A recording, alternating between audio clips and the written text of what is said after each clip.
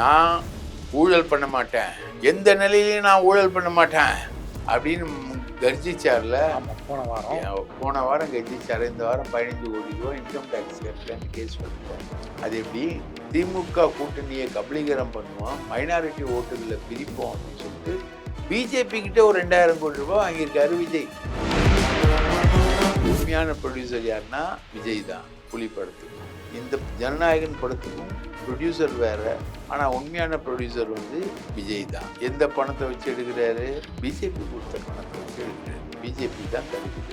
இவர் எதிர்த்து ஒரு வார்த்தை பிஜேபிக்கு எதிராக பேசினாங்க. அப்போ இவர் பிஜேபியோட எவ்வளவு பைண்ட் ஆயிருக்காருன்னு தெரியுதா? இவரோட பேக்ரவுண்டு பார்த்தா ஆதவ அர்ஜுன் ரெட்டி கிட்ட மட்டும் 3 கோடி ரூபாய் இவர் வாங்கியிருக்கு. ஜோதிமணி காசு வாங்கியிருக்கு. மாணிக்கம் தாக்கூர் காசு வாங்கியிருக்கு. இவர் வந்து பிடிஆர் பழனிவேல் தியாகராஜனுடைய அவர் பேசின ஒரு டேப் இருக்கு. அந்த டேப்பை ரிலீஸ் பண்ணது வந்து பிரவீன் சந்திரன். அண்ணாமலையோடையும் சவுக்கு சங்கரோடையும் உறவு வச்சுக்கிட்டு இருக்கோம். எப்படி திமுகவோட நல்லபடி இருக்கு. தமிழ்நாடு அவ்வளோ பெரிய கான்ட்ரிபியூட் பண்ண தமிழ்நாட்டை அப்படியே ஜஸ்ட் லைக் தட் 41 பேர் இறந்த உடனே விஜய்க்கு வந்து ராகுல் காந்தி வந்து வருத்தம் தெரிவிச்சு பேசுறாரு. அதுல என்ன, நீ வந்து விஜய்க்கு என்ன வருத்தம் சொல்ற?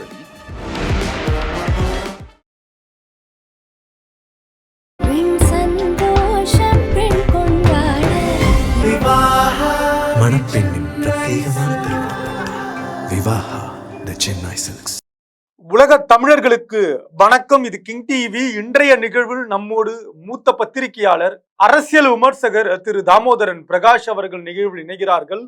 சார் வணக்கம். சார் வணக்கம். கவிஞர் இரா தமிழ்மாறன் அவர்களே வணக்கம். எப்படி சார் இருக்கீங்க? நல்லா இருக்கு.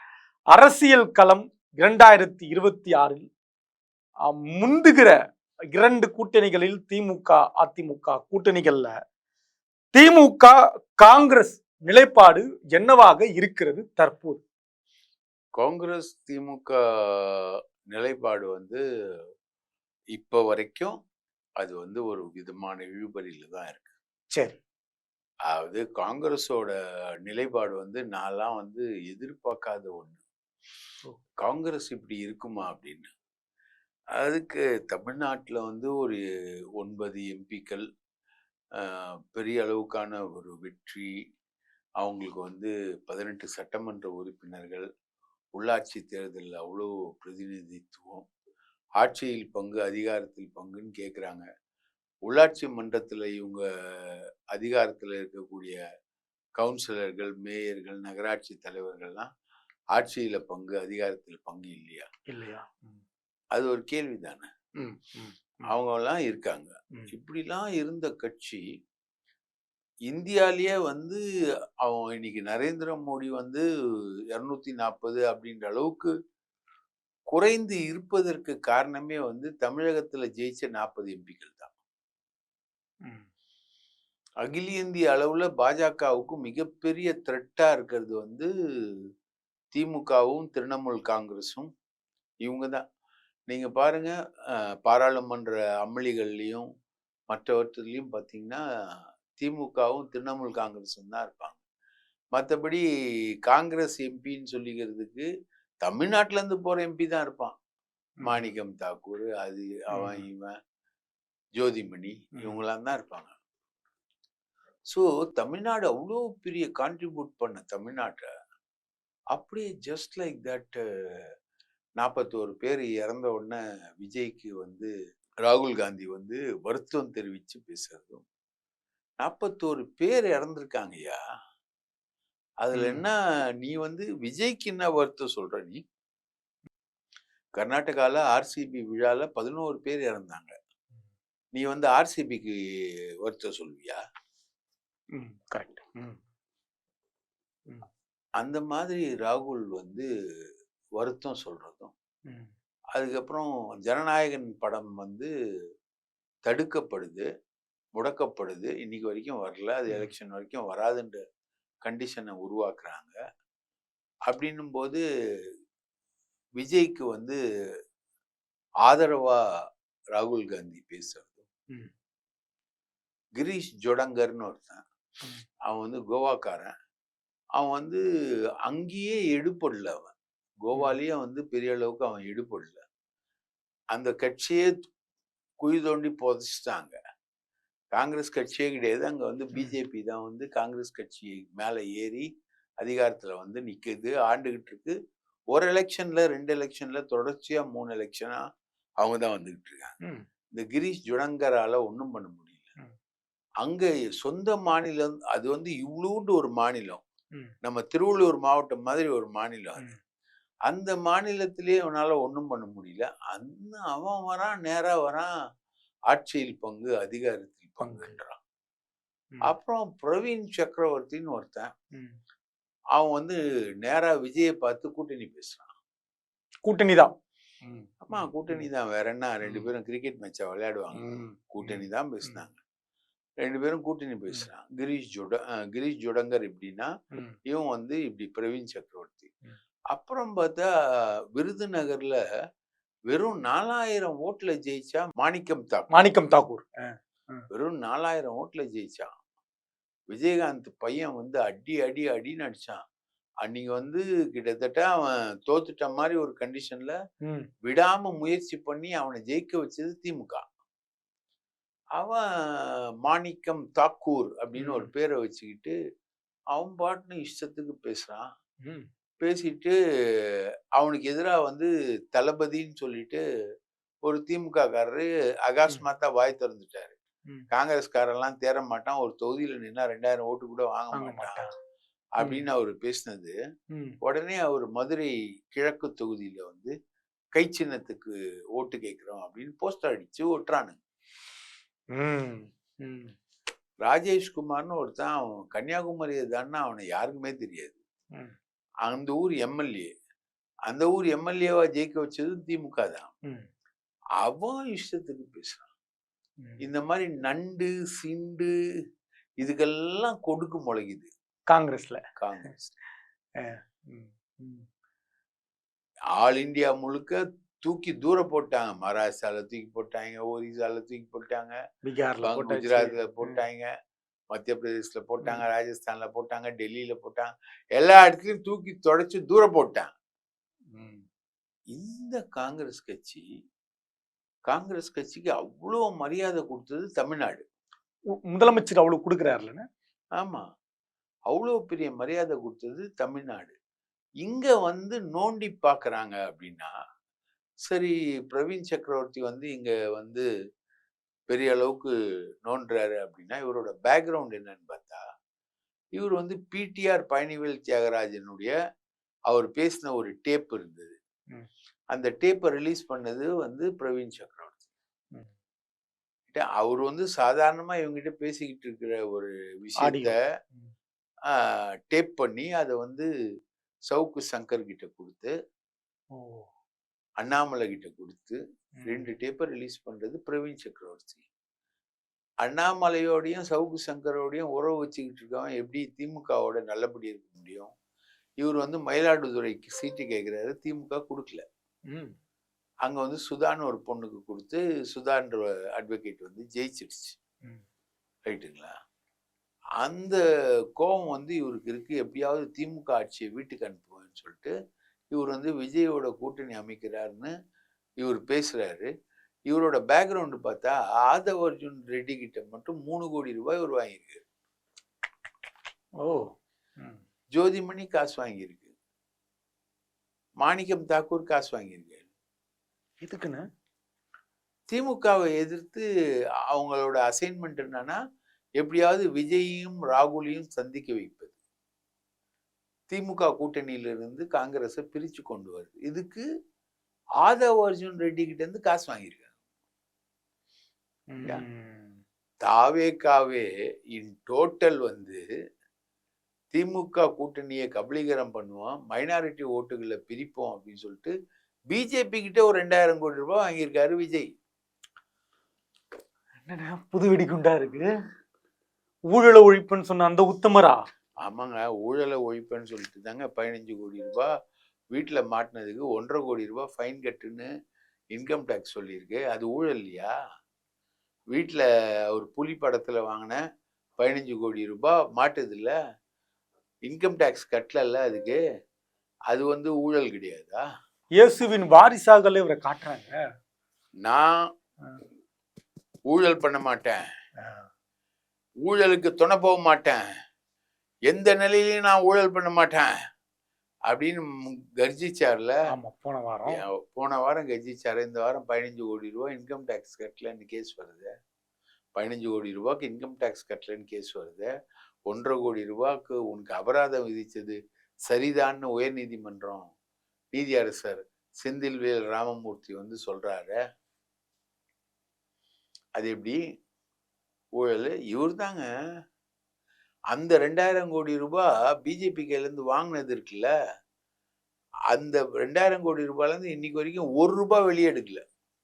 வெறும் லாட்ரி சீட்டு, மற்றவங்க கொடுக்கக்கூடிய பணம், இந்த ஜான் ஆரோக்கியம் வந்து ஃபாரின்லேருந்து ஃபண்ட் வாங்குறாரு, இவாஞ்சலிக்கல் ஃபண்ட், இவர் கிறிஸ்டியன் சொல்லிட்டு இவருடைய பொலிட்டிக்கல் பார்ட்டிக்காக ஒரு பெரிய ஃபண்டு வாங்குறாரு, அந்த பணம். அப்புறம் நம்ம புசி ஆனந்த் ஊர் ஃபுல்லாக உனக்கு மாவட்ட செயலாளர் பதவி தரேன், எம்எல்ஏ பதவி தரேன் அப்படின்னு அவர் கோடிக்கணக்கில் வசூலிக்கிற பணம், கட்டிங்கு, இதெல்லாம் வச்சு தான் கட்சி நடத்திக்கிட்டு இருக்காங்க. இந்த 2000 கோடி எப்படின்னா என்ன பண்றாரு தெரியாது, ஆனால் வாங்கியிருக்காரு, அது மட்டும் தெரியும். எதுக்கு? காங்கிரஸை வந்து திமுக கூட்டணியிலேருந்து பிரித்து திமுக கூட்டணியை பலவீனப்படுத்தி திமுக கூட்டணிக்கு போகிற மைனாரிட்டி வாக்குகள் எல்லாத்தையும் வாங்கிறதுக்கு தான் இவருக்கு அசைன்மெண்ட்டு. அதுக்கு தான் இவருக்கு பணம். புலி படத்தில் பிடிச்சிட்டு வராங்க, 1.5 கோடி ரூபாய் ஃபைன் போடுறாங்க. அதுக்கப்புறம் இன்னொரு படத்தில் சர்க்காருன்னு நினைக்கிறேன், அந்த படத்தில் வந்து ரெய்டு நடத்தி கடலூர்லேருந்து இவரை உட்கார வச்சே காரில் கூட்டிகிட்டு வரானுங்க. அப்போ உட்காந்து பேசுகிறானுங்க, எங்களுக்கு திமுகவை அடிக்கணும், அதுக்கு நீ உதவணும், இந்த 2000 கோடி ரூபாய் உனக்கு தரோம், நீ வச்சுக்கோ. கேட்டால் இவர் 1000 கோடி ரூபாய் குழப்ப விட்டு வந்தேன்னு கரியரோட உச்சத்துல இருந்து வந்திருக்கு. அவருக்கு அரசியலில் காசு வாங்கிட்டு தான் வந்திருக்காரு, அதில் மாற்று கருத்தே தெரியாது, இல்லை கிடையாது. நம்மளோட சோர்சஸ் வந்து அதுதான் சொல்லுது. 2000 கோடி. அண்ணா காங்கிரஸுக்கு இந்த அறிவு இருக்காதுங்க, இவ்வளவு விஷயம் நடந்திருக்கு, நீங்க தகவலை சொல்றீங்க, இதெல்லாம் உங்க மூளைக்கு எட்டாதா? காங்கிரஸ் அவன் வந்து காங்கிரஸ் ஒரு விதத்துல ஏமாத்திருக்கான். என்னன்னா, இந்த பிரச்சனைகள் வரும்போது தான் ஒரு தடவை போய் நரேந்திர மோடியை பார்க்குறாங்க கோயம்புத்தூர்ல. எங்க இந்த புலி படத்துல பிரச்சனை 2014-15 வருது. அதுக்கப்புறம் தான் போறான். மாஸ்டர் படமா சர்க்கார் படமா தெரியல, அந்த படத்துல இன்னொரு பிரச்சனை வருது, அதுக்கு போய் பார்க்குறான். இது கேப்ல போய் நரேந்திர மோடியை பார்க்குறான். அப்பதான் அவங்க அசைன்மெண்ட் பேசுறாங்க. ஆனா அந்த அசைன்மெண்ட் வந்து ஃபெயிலியர். எதனால? இவனால வந்து காங்கிரஸை பிரிக்க முடியும்னு நினைச்சான்ல, அது ஃபெயிலியர். திமுக கூட்டணியை உடைக்கணும்னு நினைக்கிறாங்கல்ல, அது ஃபெயிலியர் ஆனதுனால தான் குருமூர்த்தி வந்து இப்போ விஜயெல்லாம் ஒரு ஆளா, அவராலெல்லாம் வந்து தன்னுடைய ரசிகர்களை வந்து அரசியல்வாதிகளாக மாற்ற முடியாது அப்படின்னு யார் சொல்றா? குருமூர்த்தி கணக்கர், ஆடிட்டர்ல குரு குடிமி, அந்த பூணூல் போட்ட குடுமி, அந்த குடுமியெல்லாம் சும்மா விளையாடாது அப்போ சொல்றான். ஸோ இந்த முயற்சியை வந்து ஸ்டாலின் எப்படி ஃபேஸ் பண்றாரு அப்படின்னா, சரி இவங்கெல்லாம் இப்படி பண்றாங்க அப்படின்னோடனே அவங்க நேராக ராகுல் கிட்டையும் சோனியா கிட்டையும் பிரியங்கா கிட்டையும் கார்கே கிட்டையும் பேசுறாங்க. நேரடியா பேசி உங்களுக்கு சீட்டு தரோம், ஆட்சியில பங்கு அதிகாரத்தில் பங்குலாம் தர முடியாது, அது வந்து எங்களோட கொள்கையே கிடையாது, ரைட்டா? அது அப்படி சொன்னீங்கன்னா நீங்கள் வந்து தமிழ்நாட்டில் டிஃபீட் ஆகிடுவோம். 1980 அந்த மாதிரி சொல்லி நம்ம காங்கிரஸும் திமுகவும் கலைஞர் காலத்திலேயே தோத்துது. இத்தனைக்கும் 114 சீட்டு 2 பேரும் பிரித்து போட்டிட்டப்போ கூட, ஈக்குவல் சீட்டு கொடுத்து போட்டிட்டப்போ கூட காங்கிரஸும் திமுகவும் தோத்துது. அது காரணம் கூட்டணி ஆட்சி நம்ம சொன்னது தான். அதில் கூட்டணி ஆட்சின்ற அஜெண்டாவை வந்து நம்ம சொல்ல முடியாது. அதெல்லாம் இப்போ பேசாதீங்க, ரைட்டா? அப்போ எங்களுக்கு அதிகமான சீட்டு தாங்க, அது நம்ம நெகோஷியேட் பண்ணிக்கலாம் அப்படின்றதுல முடிவா இருக்காங்க. முடிவாகுது. போன தடவை 25 சீட்டு கொடுத்தோம், இந்த முறை 28 சீட்டு தரோம். ஒரு ராஜ்யசபா சீட்டு கேட்டாங்க அடிஷ்னலாக, அதுவும் தரோம் அப்படின்னு அவங்க டெல்லியிலேயே பேசி முடிச்சாங்க.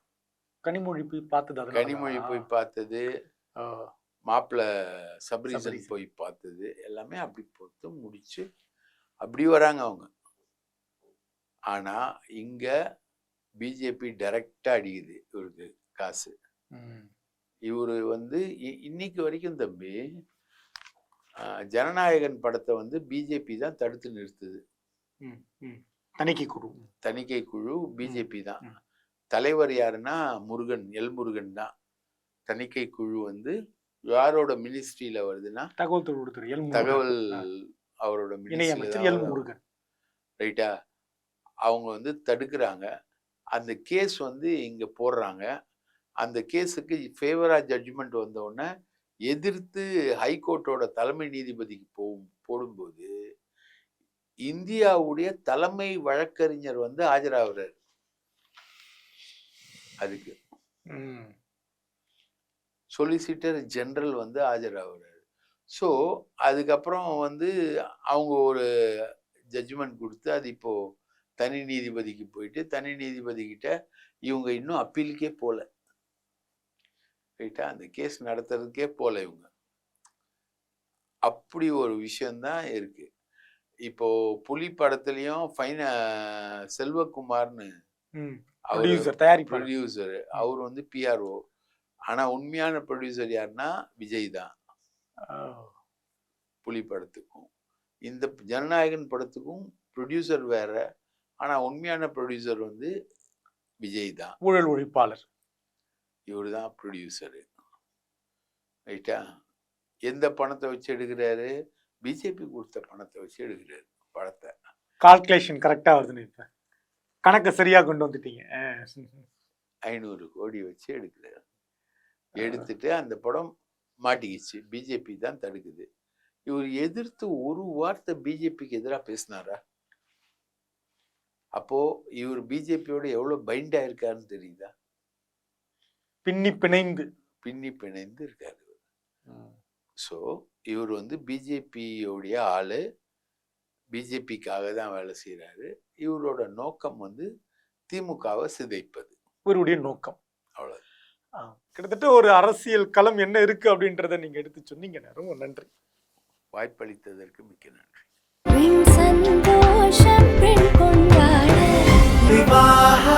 மணப்பெண்ணின் பிரத்யேகமான திருமணம் விவாஹா தி சென்னை சில்க்ஸ்.